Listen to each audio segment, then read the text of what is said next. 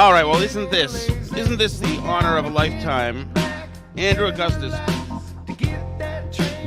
Andrew Augustus, you are the first person to not be Alice Shattuck, who is my co-host today. We're not calling you a guest. You are the co-host today on the Leeches podcast. You know, Alice has resigned from all podcasts, Gus, so I'm out here floating alone. I know. Like I was going to say, her name came up on the show today about potentially being one of the worst in the week. So she wouldn't even go in with Kirk if she was one of the four. I don't know. That was actually part of the part of a wake up call because we had to do so much stuff to get down to Belmont that it just showed that our days, there's too much stuff in our days for her. But no, she likes going down there. She liked going down there. She was oddly satisfied for a terrible performance. She was oddly satisfied by it. She came and said, "I thought I did just fine." I was like, "Oh, okay, whatever." But yeah, it is good to have you here. I'm borrowing you in your professional capacity as a political consultant. Okay. Since you've done the job. But I would be remiss if I didn't ask you about basketball. How do you think the practice went? Practice went well. I was shocked to hear of the news of the Mutt and Pat cornering. So I'm very excited to listen to their excuse or lack thereof tomorrow. That's for sure. But other than that, I think we went well. I'm still very much out of shape. Like the term skinny fat is exactly what I am. So I may look skinny, but Yeah. I'm just a slob out of shape. So I've been running a little bit more, trying to get some cardio in. Tweeted today about potentially taking steroids if the skip wants me to. So Yeah. anything to do to win. Yeah, Carabas is on some kind of cycle, isn't he? Isn't he a big Yeah, I guy? think so. I've actually had some people reach out. So oh yeah, I'm sure. The networking aspect, the benefits of the miniverse are no doubt fruitful. All right. And by the way, I love Coleman now that he's this basketball slouch. I'm absolutely into it. His piss poor attitude, his lack of energy, is utterly likable in a disdainable way. I mean, there was definitely an improvement from the game at practice. Still has a long way to go. So, in hearing Kirk today say it's between me and Coleman for the last spot, if Kirk's worried about the tip, I say let me take the tip because I can jump higher than Coleman, even like hand to hand, even though he's got a few inches on me. But I think I can out jump him and at least have a better shot. And then first dead ball, he comes in, I'm out. Right. Okay. Yeah, I see. So I haven't had a chance. I've been straight out today. So I haven't had a chance to listen to the episode. I haven't even done the Burn Barrel podcast yet. But is Justin in?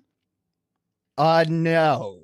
I don't know. Actually, like you heard yes and no. There was a couple ideas floated around, but I'm going to be leaning towards no. Yeah. And, okay, have we secured the broadcast team? Yes, I believe the broadcast team has been secured for this week. Remember, Kirk said fans are welcome. So I forget the name of the gym. It's Belmont Hill School? Belmont. No. We're not at Belmont Hill this time. We're at McKinney. Oh, I don't know where that is. That Waltham, maybe? Yeah, or something. Medford? Something with an M. Medford. No, it's not Medford. It's like the middle school, some gym center. I don't know, but okay. But either way, we have the second game, and I'm feeling good about it. That the broadcast crew is the best I've ever heard of any sport ever. They're freaking awesome. I have all sorts of ideas like they could tech if you got one more cameraman. I think it could be killer and just fantastic. Awesome broadcast crew, the best in the history of all sports ever. All right, speaking of sports, Andrew Augustus, it is politics, our spectator sport as well. Today, a big poll came out in New Hampshire. Inside Sources poll came out. Shows Trump edging out Biden by like a decimal point. So they're tied now in New Hampshire. Biden was ahead by 10 points in January. But, I mean, what are we seeing here? Are we just seeing the pancaking, the spiral here of the Biden presidency? I wouldn't necessarily... It's definitely on its last legs. I mean, like even my wife and I, we were out running errands today and we were driving by and we just like noticed that gas was down 10 cents. So you're going to see the gas prices come down again. You're going to start to see all these, I think, kind of placating the public, trying to ease the wallet, because that's Biden the last your last ditch effort. Is if you can lighten the wallet in these next months, that's a great shot for you to win. Now you're getting the debates on your terms. But let me ask you, Andrew, is it a great shot for you to win, considering Americans have felt effed over here for 3 years financially? I mean, doesn't the American voter hold a grudge?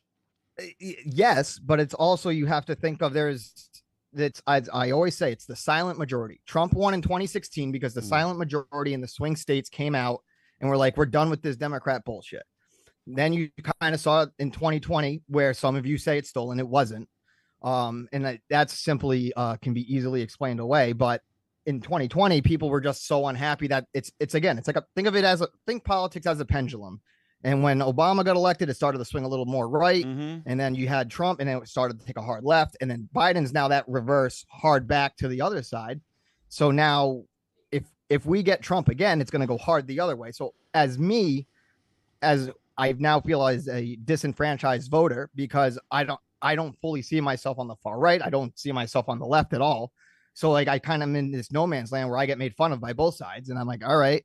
So that's why, one, I'm voting for Kennedy. And two, you got to undo that. That is lame. No. That is lame. Why is it lame? Because he's got no consistent policy. Don't you? You've got to have some kind of values, I assume, that you want your politician to espouse. Kennedy's, he does have, I'm sorry, he actually has the most consistent policies, but they're radical. You know, just because he has some worms in his head does not disqualify him. I also want to be very clear about it.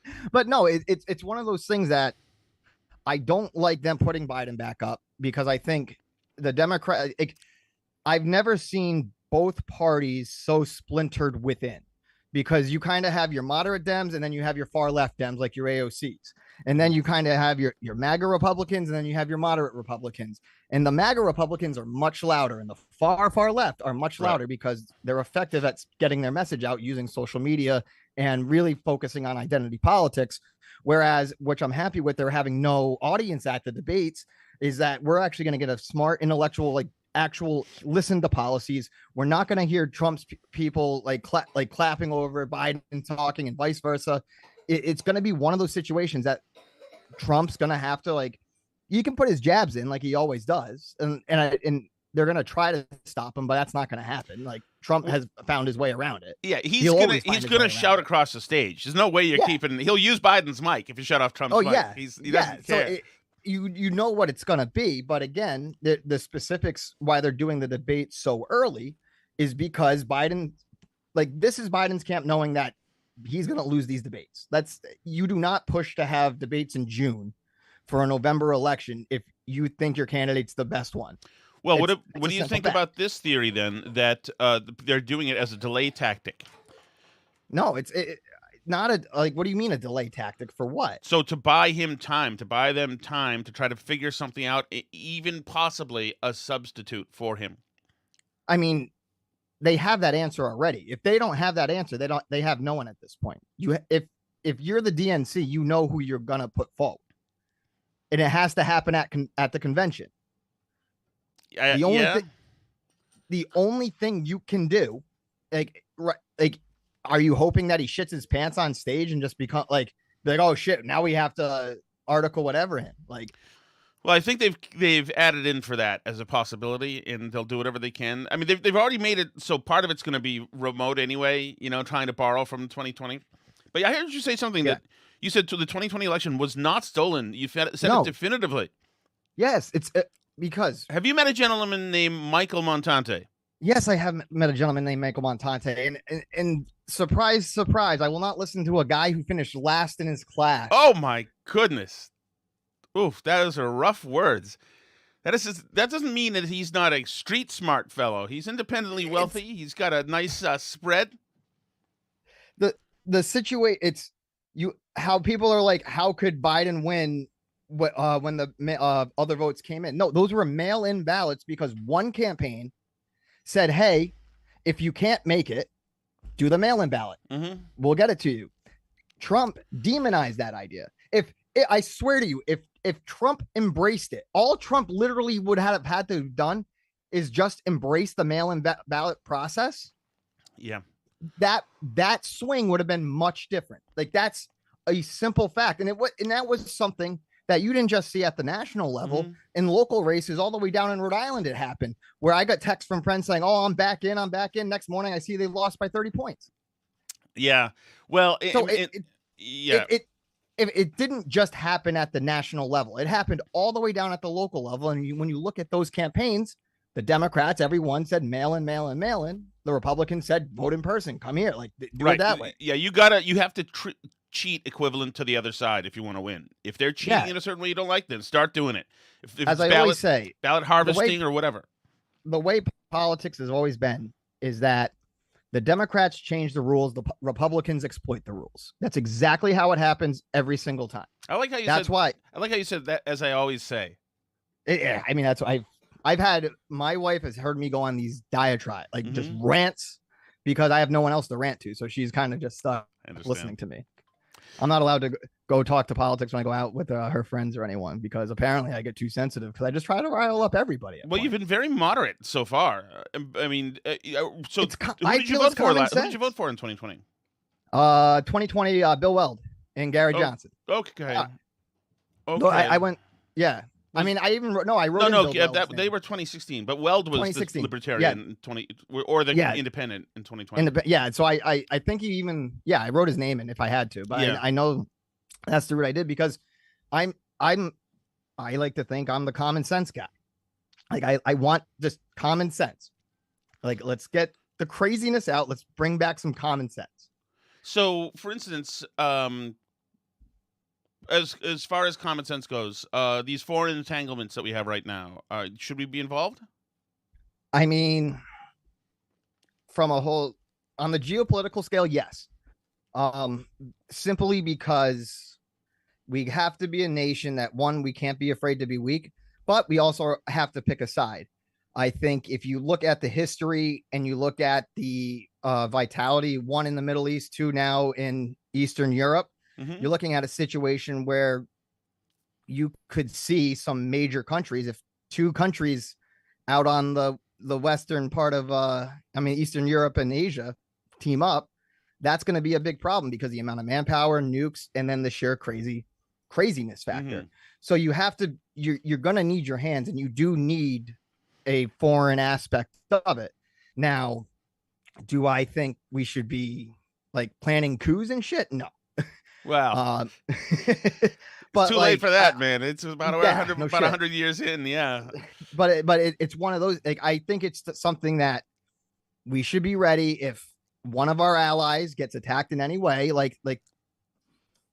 We have to be ready to respond for them. Right. Like, it's when I would hear my friends on the left be like, "Oh, you can just cut the military budget." I go, "No, you can't. You can't cut the military budget, because any sign of weakness, then you're just going to get pushed over, because you have to take yourself out of the American mindset, because everything's all one way."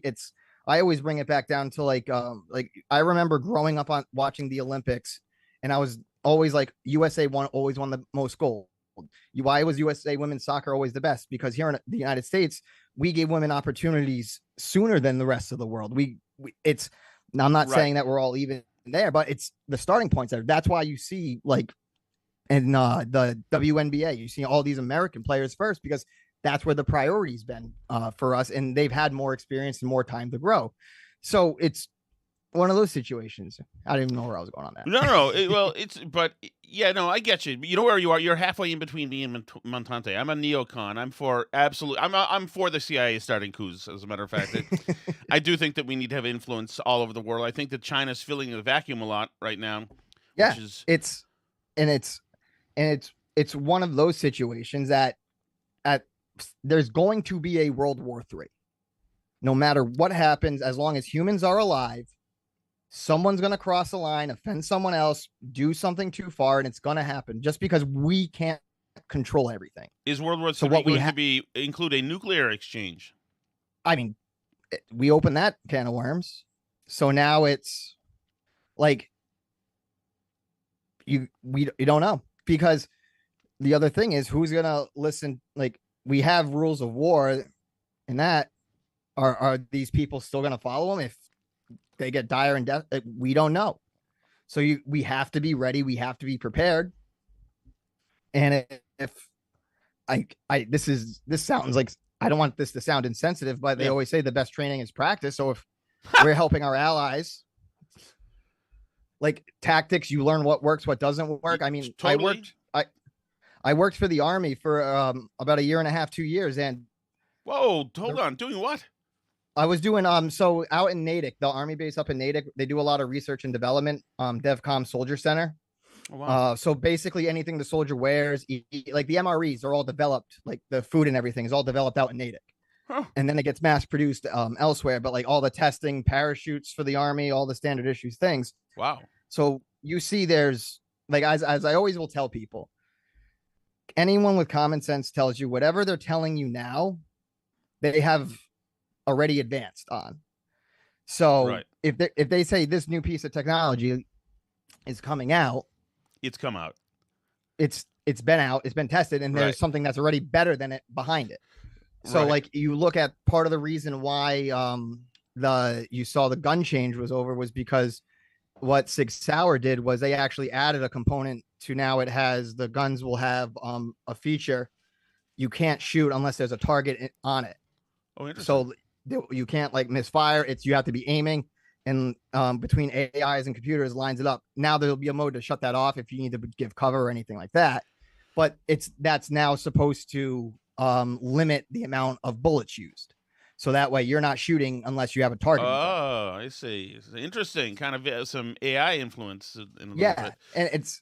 and I always kid around. It's like everyone's like, "Oh, we can have robots fighting." I go, "No, because someone's probably still going to be controlling the robots." And if you look at any gaming competition, what country's running that? Not us. Who runs it? Who are the best gamers? I mean, Japan, China, and India's got a lot of great gamers. It's a very big and like the Far East culture. So is 6 Hour? Does 6 Hour now make the new standard issue like M16? Yeah, I think that's what they're phasing when they're phasing. It's not an M16. They're phasing it in. It was announced like I think like a year or two ago. But it was definitely it's a cool new gun, and you could just and we saw that if it saves money, it saves money, but we'll see. So so where are you in the Second Amendment on 2A? Oh, I believe in everyone's right to bear arms.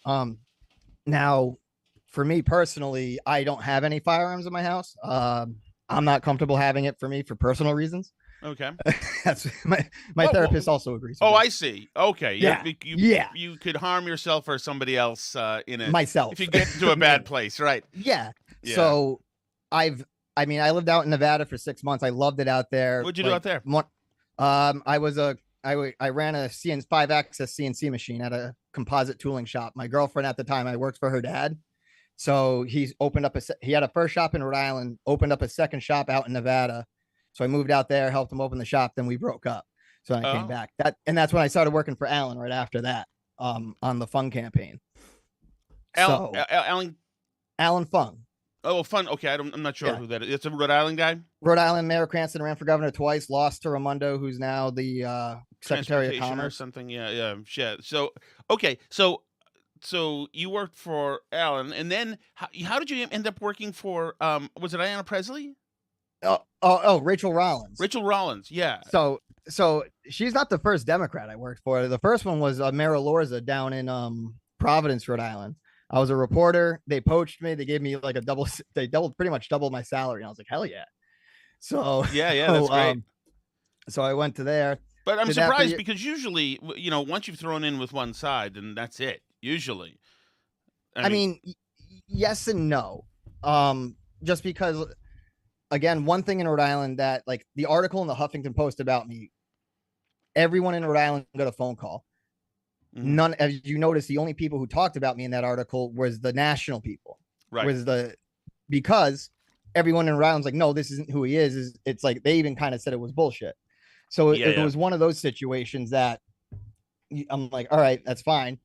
And as I say, like I'm a big common sense person.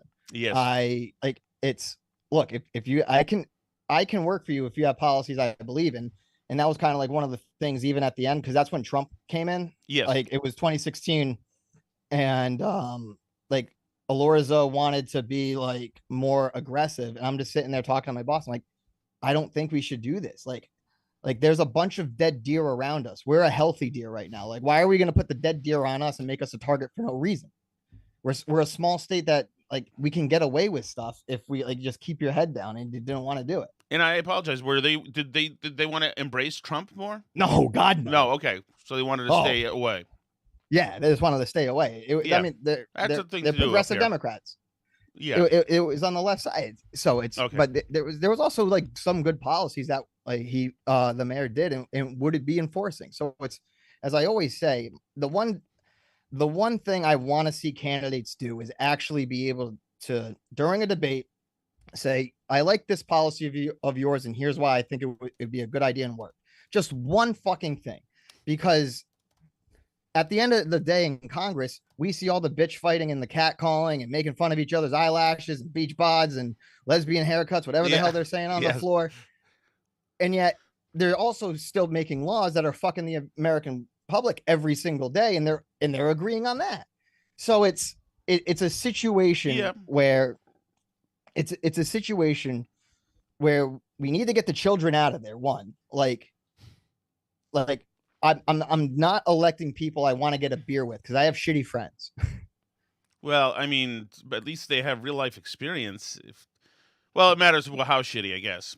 But it's one of those situations, like there can be someone that has real life experience and can understand it, but then also has the knowledge to think beyond the immediate gratification. Mm-hmm. A lot of people in Congress right now are looking to do things that give the immediate gratification that for thumbs up, rather than looking for thinking about something. All right, this works now, but what happens in 5 years? How does this affect that? And that's always why I always say, if you look at a presidency, especially in the first term, you have to, whoever was the previous president gets credit for what happened during that second term, because whatever they do in office is laying a foundation for the next person. And it's up to that next person to help push the right buttons for it. Well, I think, unfortunately, a lot of that changes on a dime, because the majorities are so tiny now that these presidents are governing by executive order. And they can just, the moment they come in, they're signing the memos and regulations go up, etc. The same thing will happen if Trump wins. There's going to be 1,000 memos and deregulation, etc., which is just a matter of Washington, D.C. being broken. But I mean, I want a candidate who can compromise, because at the end of the day, you're not right, I'm not right. Somewhere in the middle is probably right. We've reached a point now where we're in a standoff. Everyone's pointing guns at each other, and it's just, we're not going to compromise, because if we let our guard down, they're just going to shoot us in the head. And no, like if you like, we can give up this, give up that type of thing. Because I always say, like, I'm someone, when it comes to like on social policies, I have a lot of liberal views on that, because one, I just don't give a fuck because it doesn't affect me. Right. If someone wants to be happy, 18 plus, you want to be happy, do whatever the fuck you want. I don't care. But then I also want you to understand that you're going to have to deal with the repercussions, whatever they may be. That's why with like the COVID vaccine, I was like, okay, that's fine. You don't want to get the vaccine. It says this, that's your choice. You shouldn't lose your job. You should be able to do that. America, free choice. But I'm not going to feel bad for you if you get sick from it and it's like shown that and that. So it's one of those situations. Let me ask you this. I'm selfish. Gus, I don't think that's even being selfish. I think that's, taking care of your own affairs. And, if somebody, and I agree with that as well. Really, I'm probably more libertarian as well. Do whatever you want, etc. Although I do not like the entire city of Boston smelling like weed now, because it just doesn't smell good. Oh, come on. Weed smells delicious. Oh, Jesus Christ. It's freaking awful. My kids, they're always asking if there's skunks around. I'm like, yeah, that's skunks, whatever. Oh, yeah. You know what? As I always say, I would like somebody to come up with a better smelling marijuana. I thought you vapors are supposed to make this happen. So the vapes do make it smell less. It's the people who are smoking joints outside. That's where you're getting the smell from. Because if I have, if I just use my vape here, it doesn't smell in the house at all. Because like if I have a candle on, it's go over and it doesn't like absorb into the furniture like what's it called does like the actual smoke. If you're just smoking a bone or whatever. Let me get you. That's why I was so scared when Kirk came over. I was like making like everyone's like, oh, he's gonna buy. I'm like, I know I don't smoke flower inside. I'm fine. Yeah. Yeah. Oh, that would be. Yeah, I would hate to get a pop in from him, man. Holy Jesus! I actually, yeah. I don't know. I think you're probably like me, where you need a little head warning before somebody pops in, or maybe you're not. Just a little bit. I Oh yeah. certainly Oh do, yeah. and this is just to get the downstairs looking okay. There's no way. I'll need a year if they want to come upstairs. It's like it's. But the thing, we're busy people. I think you're. Well, Yeah. maybe. Are you busy people anymore? I don't know. I know. mean, Where were kind you? of. Go ahead. I'm still applying for jobs. Yeah. So I'm just like sending my application out there. I mean, obviously with the Chicago stuff, I'm pushing that. Like if that's an opportunity, count me in. Yeah, If that was the internship, the summer thing. yeah, if it's that, anything to get my foot in the door out there. And I mean, look, like I said, when I came back from Minnesota, my wife was so happy out in the Midwest because it's like just closer to her friends, her support group. I'll be like, if there's an opportunity to get me out there one way or another, I'm in. Like if I gotta go out for a week, try out, I'll do whatever to try. I mean, as long as it doesn't interfere with the basketball team. Yeah, where it's the basketball team's still number one. And I think if given an opportunity, Big Cat would respect that. I would hope he would. Oh, I would, dude. You would do so well in that building within Barstool. You would do so well. Holy hell! In that city, Chicago's the best city in the United States. That would be like. I've never been to Wrigley Field. I've never been to Comerica. Gus, man, or whatever it's called. Oh no, Comerica's Detroit. Yeah, wherever, whatever the White Sox place is. I don't know if it's still Comiskey. Yeah, I don't know. You would thrive in Chicago for many, many reasons. That is just the best place in the world. No, I think definitely. I think that I have no insight to Barstool. I know none of them. No, I don't know. I just saw the thing. People started tagging me in it. And I said, "Fuck it, we're gonna go for it." So yeah, look, I'm having fun. Like I'm loving the gaming with Gus. I have I can say this. Next week, tentatively scheduled is Jeff D. Lowe. So myself and Jeff D. Lowe will be playing some Fortnite next week. Oh, yeah, very cool. That's that's good. Yeah, it's good that those guys like you. Obviously, I mean, you were of the two producers. You were the guy who had. Oh, by the way, I'm mad at you for that. How did you guys go to freaking Comic-Con and not book the guests beforehand? Come on, you're a media guy, Gus. We just found about that like last minute, and we were just lucky to even get press passes in. It was one of those things, and I tried to reach out and talk with them, and I mean I pestered the woman a lot, and then that was afterwards. Rest his peace. Rest in peace, Carl. No, but you were very good in the show. My kids hate it that you got fired. My 7-year-old. It's like, I feel bad that Gus got fired. I feel bad the guy was the guy. It's I think it's better all around because at the end of like I've been saying all along, Justin should have been in that seat from day one. Like the producer search really should have been a search for a number 2 to pair with Justin.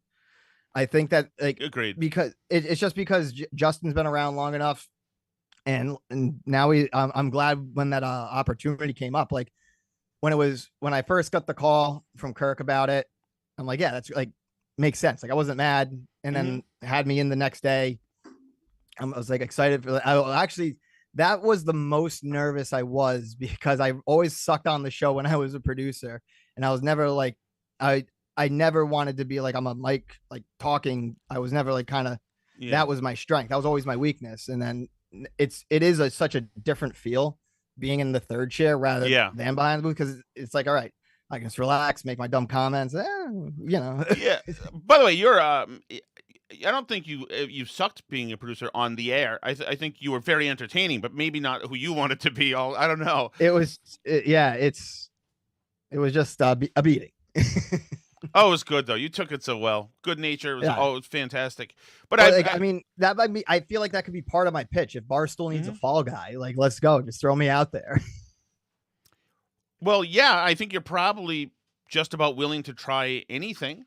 Not even try anything. I'm saying like if like some bad news happens and someone like needs to just take the punches, like just throw them my way. So they're gonna hire you to have a spare person to fire.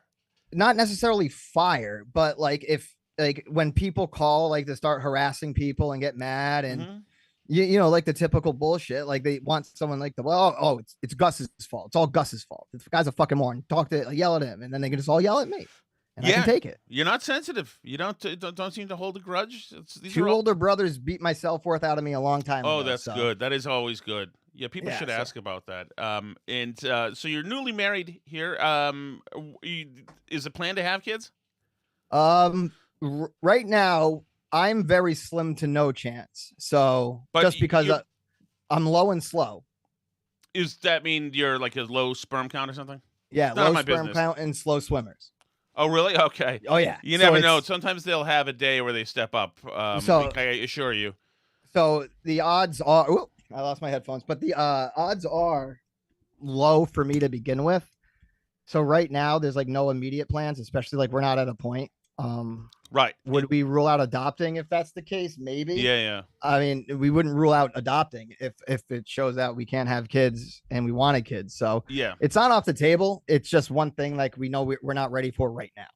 Yeah. No, believe me, I am not an advocate. I'm not like my wife. I'm not an advocate for having a whole bunch of kids. Not Harrison Buckering for everyone have 10 kids.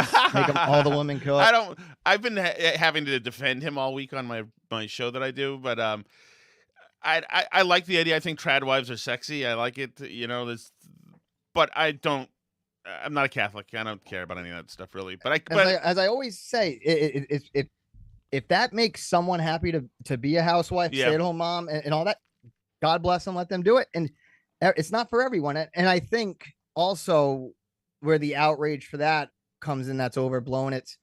He was saying this to an audience that would like respect that. Yes. And like he was speaking to it wasn't like he was at a public, like he wasn't at the University of Rhode Island saying that. Right. He was at a private Catholic college. So yes, that's how he feels. If that's what makes it, as long as there's no abuse going on between him and his wife, if that's what his wife likes to do, and he has a job that she can afford to do that, God bless him on that.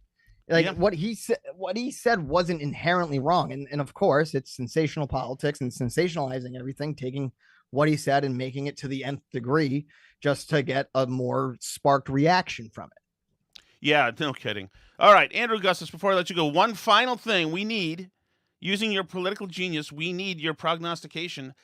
Who's going to win this presidential election? It's... Oh, no. I'm going to say it's going to be Tim Scott's going to win the election, because Trump's going to somehow get sent in jail. Biden's going to be replaced, and it's just going to be Tim Scott against Gavin Newsom, and nobody likes Gavin Newsom. There are real people. Vegas is watching this podcast. Gus, we need a real answer. That is a cop-out. How is that a cop-out answer? This is, you're holding out. What is it? I want that on record, because if, God forbid, if that actually happens. Tim Scott? What? I mean, if that's not a bad pick by Trump, if he does go the Tim Scott route, because he does appeal to the moderate Republicans who kind of feel disenfranchised from it. All right. Well, there you hear. So if it's Trump versus Biden, yes. God, this, like, everyone thinks everybody sucks. It's if World War III breaks out. No. Seriously. Okay. If World War III breaks out before the election, Biden wins, because it's very tough as a president to lose the commander in chief while you're at war. But if World War III doesn't start, it'll be a Trump win. It all depends on World War III. You don't think that the electorate will say, you know what, President Biden, there were no World War IIIs when Trump was here 5 years ago? You don't think the reason why is because the reason why World War III happens is an escalation of either Russia or China to a point of where it's going to actually, like, it'll be a wake up call. Like they won't drop the bomb on Tokyo, right. But they won't come and attack America first, but they will go, like, you go look at Finland, any of those kind of Baltic states that Russia was eyeing, Taiwan's probably going to get fucked. Right. Like that. If Taiwan gets fucked, like, China will decimate them and just be like, what are you guys going to do now? You still want to sanction us? So it's, if World War III happens, Biden wins. You've made an if loop out of this. This is the deepest answer to the simplest question that I've ever heard, but you're sticking to it. We've got either Tim Scott or if World War III occurs while Biden is president, then he'll win re-election. Correct. So there's political consultant Andrew Augustus. That is actually, people pay for that kind of wisdom. August, it has been a pleasure. Thank you, my friend. It's always good. Thanks for having me, Tom.